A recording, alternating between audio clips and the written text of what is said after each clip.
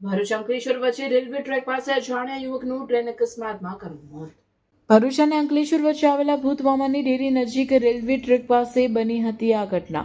અકસ્માત બાદ યુવકનો મૃતદેહ રેલવે ટ્રેકની બાજુમાં આવેલી જાળીઓમાં ફેંકાયેલી હાલતમાં મળી આવ્યો હતો.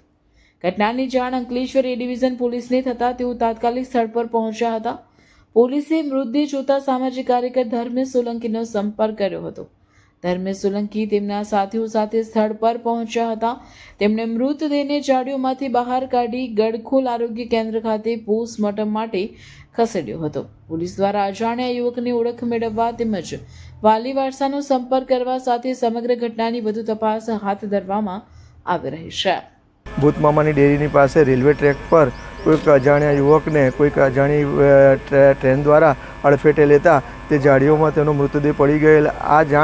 આ બનાવની જાણ અંકલેશ્વર સિટી એ ડિવિઝન પોલીસ સ્ટેશનને થતાં તેઓએ મારો સંપર્ક કરેલ. ત્યારબાદ હું અને મારી ટીમ અહીં સ્થળ પર આવી અને જાળીઓની વચ્ચેથી જે આ મૃતદેહ હતો તેને અમે બહાર કાઢી લાવેલ અને ગડખોલ PSC સેન્ટર ખાતે PM અર્થે ખસેડવામાં આવેલ છે અને આગળની વધુ તપાસ અંકલેશ્વર સિટી એ ડિવિઝન પોલીસ સ્ટેશન કરી રહેલ છે.